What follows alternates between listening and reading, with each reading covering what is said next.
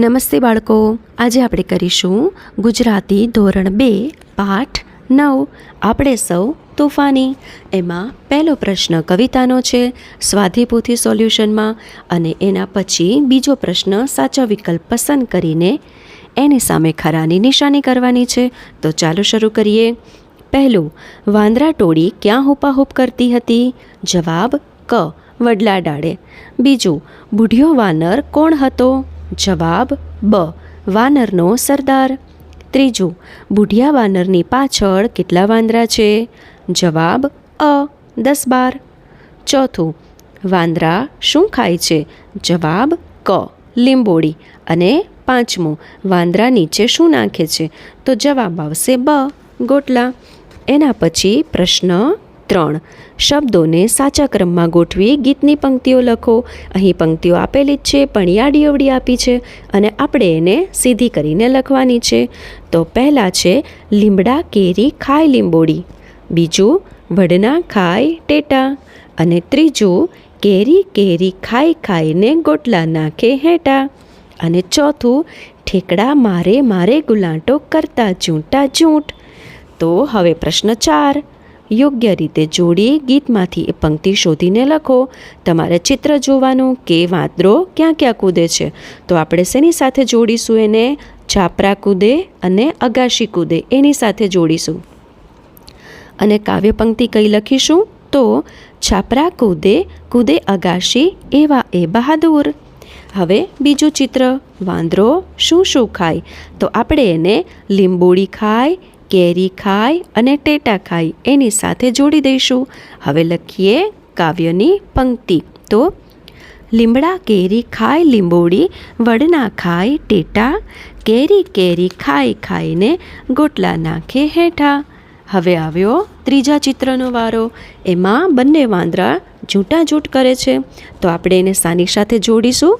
ઠેકડા મારે, ગુલાંટો મારે અને જૂંટાજૂંટ કરે એની સાથે જોડી દઈશું. અને હવે લખવાની છે કાવ્ય પંક્તિ. તો ઠેકડા મારે મારે ગુલાંટો કરતા ચૂંટા ચૂંટ. એના પછી પ્રશ્ન 5, વાંદરા ટોળી વિશે નીચેના શબ્દોનો ઉપયોગ કરી 5 વાક્યો લખો. તો તમને અહીંયા શબ્દો આપેલા છે અને એક નમૂનો પણ બતાવેલો છે.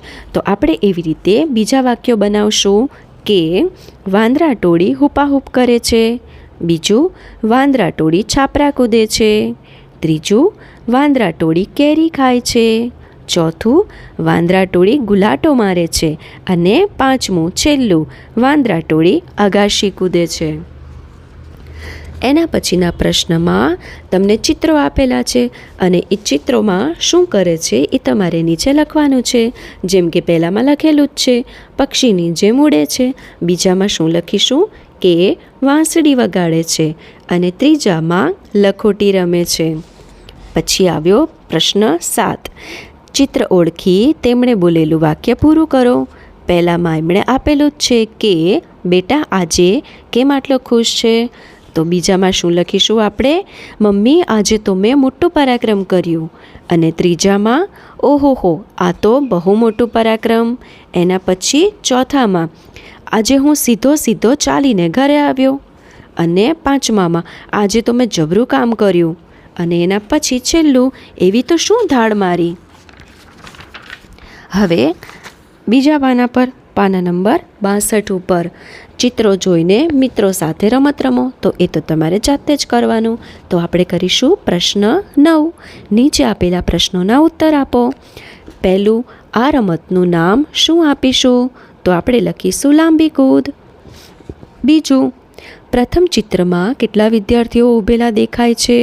તો જવાબ 4. ત્રીજું, કોણ સૌથી વધુ કૂદ્યો?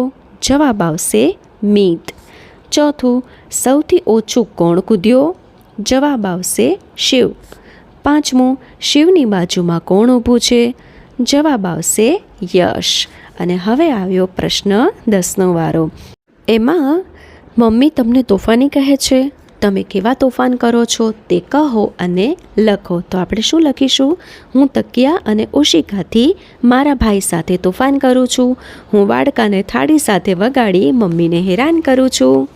પ્રશ્ન 11માં ગીત આપેલું છે અને એમાં ખૂટતા શબ્દો આપણે લખવાના છે. તો સૌથી પહેલાં શું આવશે? વડલા ડાળે વાંદરા ટોળી, બીજી ખાલી જગ્યામાં કરતી હુપાહુપ. પછી છાનો માનો, ખાલી જગ્યામાં શું આવશે? જોયા કરું થઈને ચૂપાચૂપ. પછી એક મોટો બુઢિયો એ વાનરનો સરદાર, એની પાછળ નાના મોટા વાંદરા છે 10-12. એના પછી પ્રશ્ન 12, બળિયો ભીમ. વાર્તાના આધારે સાચા ઉત્તરની બાજુમાં સાચાની નિશાની કરવાની છે. પહેલું, 5 પાંડવ ક્યાં રમતા હતા? જવાબ બ, બગીચામાં. બીજું, કૌરવોના મનમાં કોના પ્રત્યે ખૂબ વેરભાવ હતો? જવાબ આવશે ક, ભીમ પ્રત્યે. ત્રીજું, પાંડવો કોની વાત માનતા હતા? જવાબ અ, યુધિષ્ઠિરની. ચોથું, કોને દાવ આપવાનું કૌરવોએ વિચાર્યું? જવાબ ભીમ, બ. પાંચમું, ભીમે બાથમાં પકડીને શું હલાવ્યું? જવાબ બ, ઝાડનું થડ. છઠ્ઠું, ભીમ પછી કોનો દાવ આવ્યો? જવાબ ક, દુર્યોધન. હવે પ્રશ્ન 13, ભીમ વિશે 2 વાક્ય લખો. તો આપણે શું લખીશું ભીમ વિશે? કે ભીમ ખૂબ જ શક્તિશાળી હતો અને ભીમે દુર્યોધનને મુક્કો માર્યો. ત્યારબાદ પ્રશ્ન 14, યોગ્ય શબ્દોનો ઉપયોગ કરી ખાલી જગ્યા પૂરો. તો તમને અહીંયા કાઉન્સમાં જવાબો આપેલા જ છે. જે સાચો જવાબ હોય એ તમારે ખાલી જગ્યામાં લખી નાખવાનો છે. પહેલી ખાલી જગ્યા, પાંડવો અને કૌરવો ખાલી જગ્યા નગરમાં રહેતા હતા. તો જવાબમાં આવશે હસ્તિનાપુર. બીજું, બધા પાંડવ ખાલી જગ્યાની વાત માનતા હતા. જવાબ યુધિષ્ઠિર. ત્રીજું, આંબલી પીપળી રમવાની વાત ખાલી જગ્યાએ કરી. જવાબ દુર્યોધને. ચોથું, દુર્યોધન અને બીજા કૌરવો ખાલી જગ્યા પર બેસીને હસતા હતા. જવાબ ઝાડ. પાંચમું, ખાલી જગ્યાને બહુ ગુસ્સો આવ્યો. જવાબ ભીમ. છઠ્ઠું, ભીમે પોતાનો ખાલી જગ્યા જેવો પગ પછાડ્યો. જવાબ હાથી.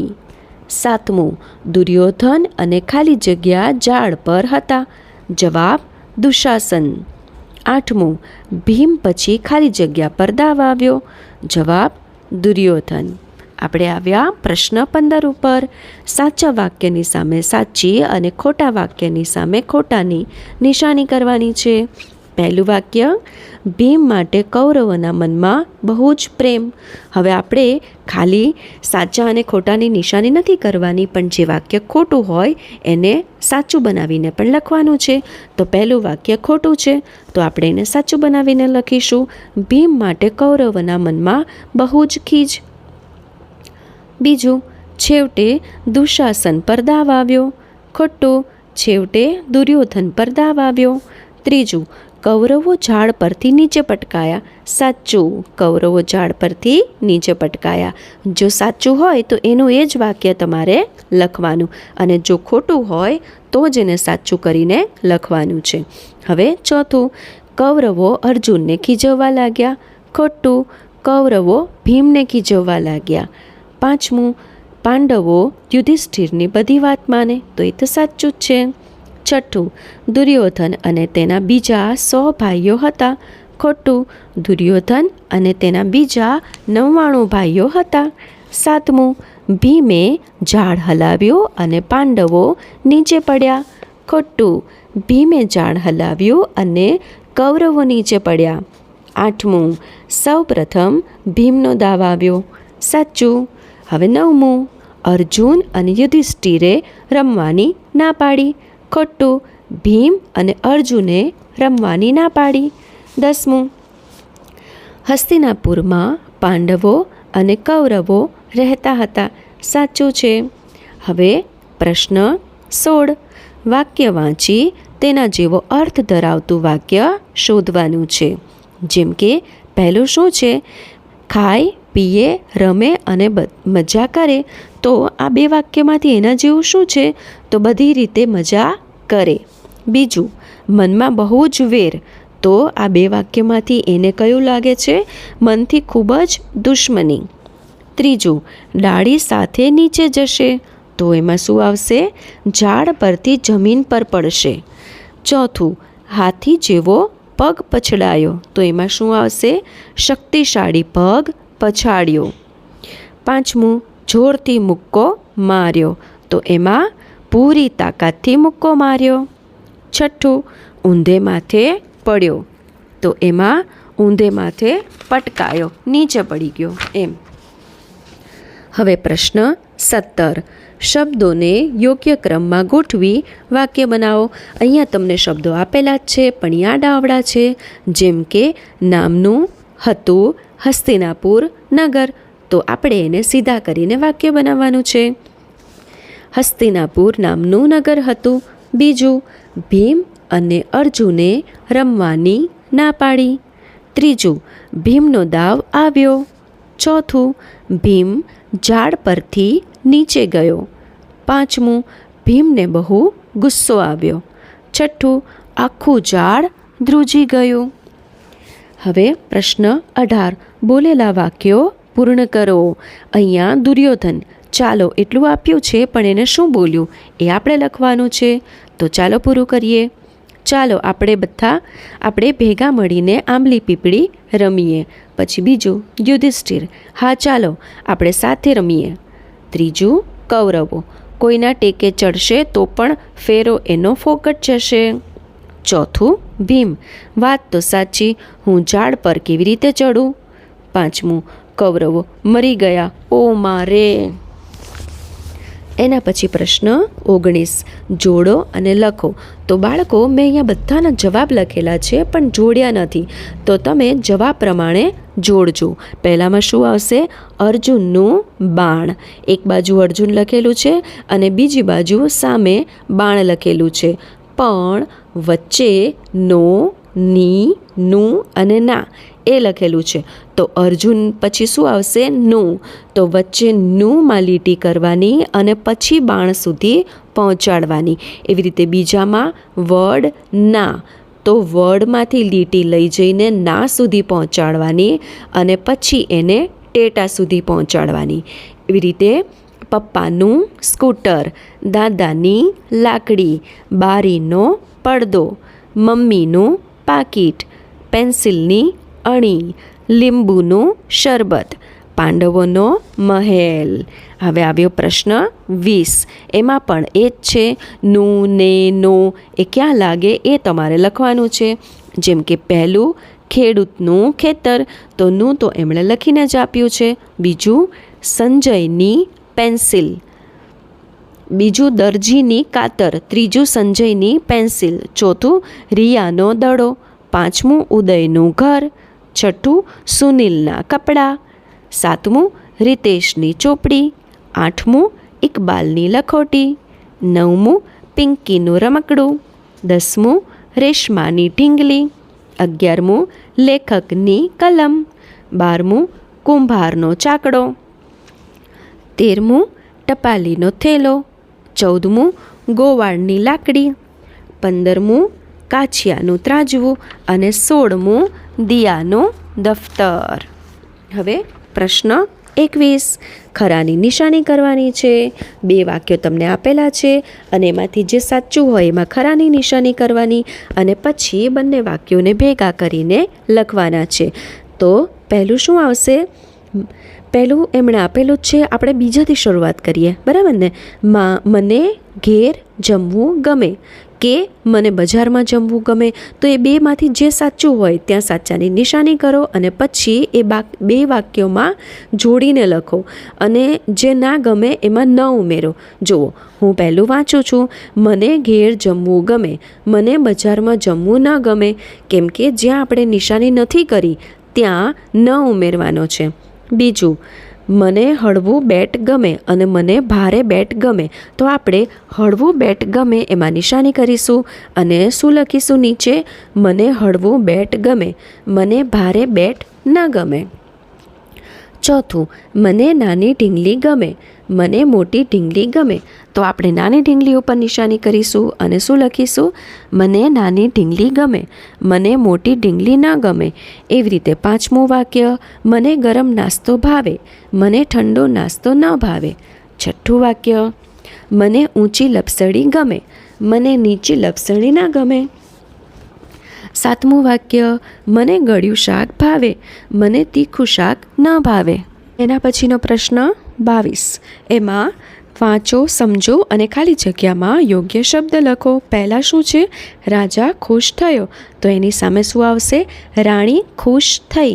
બીજામાં હાથી ન દોડી શક્યો. તો એની સામે શું લખીશું આપણે? હાથણી ન દોડી શકી. પછી મોર નાચ્યો. તો એની સામે ઢેલ નાચી. પછી વાંદરો કૂદ્યો. તો એની સામે વાંદરી કૂદી. પ્રતીક ક્રિકેટ રમવાનો છે. તો પ્રિયા ક્રિકેટ રમવાની છે. પ્રશ્ન 23, નમૂના પ્રમાણે લખવાનું છે. હસી તો હસ્યો, દેવાંશી હસી તો દેવ હસ્યો. કૂદી તો કૂદ્યો, દેવાંશી કૂદી તો દેવ કૂદ્યો. ઉઠી એની સામે ઉઠ્યો, દેવાંશી ઉઠી, દેવ ઉઠ્યો. પછી ચોથું, ચાલી એની સામે ચાલ્યો, દેવાંશી ચાલી અને દેવ ચાલ્યો. ગીત પ્રશ્ન 24, ગીતની પંક્તિઓને સાચો ક્રમ આપીને ફરીથી લખવાની છે. તો અહીંયા મેં અંકો લખેલા જ છે, તમે એમાંથી લખી શકો છો. અને એની જ પંક્તિઓ તમારે પાછી નીચે લખવાની છે. તો એ તમે અહીંયા જોઈ જોઈને લખી શકો છો. હવે આવ્યો પ્રશ્ન 25નો વારો. તમે દરિયા કિનારે જાઓ તો શું શું કરશો? એ લખવાનું છે. તો ચાલો લખીએ. હું રેતીના બંગલા બનાવું, હું શંખલા છીપલા વીણું, હું મકાઈ ખાઉં, હું પાણીમાં છબછબિયા કરું અને હું કાગળની હોડી બનાવી પાણીમાં તરાવું. એના પછીનો પ્રશ્ન જોડકા જોડવાનો છે. શંખલા છીપલાની સામે શું આવશે? તો શંખલા છીપલાનું ચિત્ર જ છે ગોળ, એ જોડી દેવાનું. કાગળની હોડી એનું ચિત્ર એની સામે જોડવાનું. રેતીના મહેલ, તો એક છોકરો રેતીમાંથી મહેલ બનાવે છે, એ જોડવાનું. નાની ઢીંગલી માટે નાના ટેબલ ખુરશીનું ચિત્ર જોડવાનું. ઊંચા આભલે સૂરજ દાદાનું ચિત્ર જોડવાનું. અને નાની માછલીઓ, તો સરસ નાનકડું પાણીનું ચિત્ર છે, એમાં માછલીઓ છે, એ જોડી દેવાનું. એના પછી પ્રશ્ન 27. પ્રશ્ન 26માં તમે જોડકા જોડવાવાળી પંક્તિ ગીતમાંથી શોધીને લખી હતી, તો એ આપણે ફરીથી અહીંયા લખવાની છે. પહેલી એમણે લખીને આપેલ છે અને બીજામાં શું લખીશું?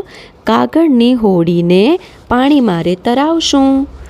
ત્રીજામાં રેતીના બંગલાઓ સાથે બેસીને બનાવશું. ચોથામાં નાની ઢીંગલી માટે ખુરશી ટેબલ લાવશું. પાંચમામાં ઊંચા ઊંચા આભલે સૂરજ દાદા આવશે. છઠ્ઠામાં નાની માછલીઓ કાંઠે રમવા આવશે. હવે બાળકો, એના પછી તમારે ચિત્ર દોરવાના છે, તો એ તમારે જાતે જ કરવાના છે. અને ત્યારબાદ પ્રશ્ન 29માં મિત્રો બોલે અને તમે લખો, તો એ પણ તમારે જાતે જ કરવાનું છે. તો હવે આપણે કરીશું પ્રશ્ન 30. નીચે આપેલા શબ્દોને 2 વિભાગમાં જુદા પાડીને લખવાના છે. તો પહેલા વિભાગના શબ્દો ઢીંગલી, ગાડી, ફુગ્ગા, માળા, ચોકલેટ, ટેબલ, વિમાન, ખુરશી. અને બીજામાં પહેલામાં શું હતું? જે માણસ બનાવી શકે એ હતા. અને બીજામાં જે માણસ ન બનાવી શકે, જેમ કે તારા, ચાંદો, આકાશ, પાણી, પતંગિયા, શંખ, સૂર્ય, છીપલા, આ બધું માણસ ન બનાવી શકે. તો એ બીજા ચિત્રની નીચે લખવાનું છે. હવે પ્રશ્ન 31માં તમે નદી કાંઠે, તળાવ કાંઠે કે દરિયા કિનારે ગયા છો, ત્યાં તમે શું શું કરેલું એ નમૂના મુજબ લખવાનું છે. તો તમને અહીંયા એક નમૂનો તો આપેલો જ છે કે બાળ રાજા શંખલા છીપલા વીણશે, પણ મેં ગોળ ગોળ પથ્થર વીણેલા. બીજું, બાળ રાજા કાગળની હોડી બનાવશે, તો મેં પણ કાગળની હોડી બનાવેલી. ત્રીજું, બાળ રાજા રેતીના બંગલા બનાવશે, તો મેં પણ રેતીના કૂબા બનાવેલા. ચોથું, બાળ રાજા ખુરશી ટેબલ લાવશે, તો મેં પણ ડાન્સિંગ ચેર લાવેલો. 5મું, બાળ રાજા પાણીમાં છબછબિયા કરશે તો મેં પણ પાણીમાં ડૂબકી મારેલી. અને છેલ્લું 6, બાળ રાજા ગીત મધુરા ગાશે તો મેં પણ સુંદર કવિતા ગાયેલી. હવે પ્રશ્ન 32માં ચિત્ર જોવાનું છે તમારે અને એના ઉપરથી નીચે જવાબ આપવાના છે. પ્રશ્ન 34માં ઉપરના ચિત્રને જોઈને 4 વાક્ય લખો. પહેલું, આ ચિત્રમાં બેઠક રૂમ અને રસોડું દેખાય છે. બીજું, પપ્પા છાપું વાંચે છે. ત્રીજું, મમ્મી રસોઈ બનાવે છે. અને ચોથું, છોકરી વાંચે છે અને છોકરા દાદાને પાણી આપે છે. પ્રશ્ન 35, એમાં એવું કીધું છે કે ચિત્રમાં તમને શું ફેરફાર કરવો ગમે? તો પહેલું, છોકરી માટે અલગ રીડિંગ રૂમ હોવો જોઈએ અને બીજું, બેડરૂમ અને રસોડા વચ્ચે દિવાલ હોવી જોઈએ. પ્રશ્ન 36, નીચેના પ્રશ્નોના ટૂંકમાં ઉત્તર લખો. પહેલું, તમારા ઘેર કોણ કોણ છે? તો જવાબ, મારા ઘરે હું, મમ્મી, પપ્પા, દાદા અને દાદી છીએ. બીજું, તમારા મમ્મીનું નામ શું છે? તો જવાબ, મારા મમ્મીનું નામ ખાલી જગ્યા છે. આ ખાલી જગ્યામાં તમારે તમારા મમ્મીનું નામ લખવાનું. ત્રીજું, તમારાથી મોટો કોણ છે? ભાઈ કે બહેન? જવાબ, મારાથી મોટા ભાઈ કે બહેન નથી. ચોથું, તમારાથી નાનું કોણ છે? ભાઈ કે બહેન? તો જવાબ, મારાથી નાના ભાઈ કે બહેન નથી. પાંચમું, તમારા દાદાનું નામ શું છે? જવાબ, મારા દાદાનું નામ ખાલી જગ્યા છે. અહીં તમારે તમારા દાદાનું નામ લખવાનું. હવે પ્રવૃત્તિઓ, એમાં એક છોકરીનો ફોટો આપેલો છે. તો આ બધા ચિત્રો જોઈને તમારે લખવાનું કે એમાં તમને શું દેખાય છે. પહેલામાં છોકરી હસે છે, હંમેશા હસતા રહેવું જોઈએ. બીજામાં પપ્પા ગુસ્સો કરે છે, ગુસ્સો ક્યારેય કરવો જોઈએ નહીં. ત્રીજામાં છોકરી રડે છે અને રડવાથી સમસ્યાઓનું સમાધાન થતું નથી. હવે છેલ્લા પાના પર તમને શબ્દો આપેલા છે અને એનો ઉપયોગ કરીને તમારે વાક્ય બનાવવાના છે. એક વાક્ય બનાવીને જ આપ્યું છે, બીજા થોડા હું બનાવું છું અને આના પછી ઘણી બધી લીટીઓ ખાલી છે તો તમે પણ બનાવજો. હું બનાવું છું એ, હું શાળાએ જાઉં છું, હું કેરી ખાઉં છું, હું પુસ્તક વાંચું છું અને હું રમું છું. તો બાળકો, આપણો આ પાઠ અહીં પૂરો થાય છે. જો મારી ચેનલ પર નવા હો તો લાઈક અને સબસ્ક્રાઈબ કરવાનું ભૂલતા નહીં, જેથી આવા દરેક વિષયના સ્વાધ્યાય પોથીના પ્રશ્નો જવાબના વિડીયો તમને મળતા રહે. આવજો, ફરી મળીશું.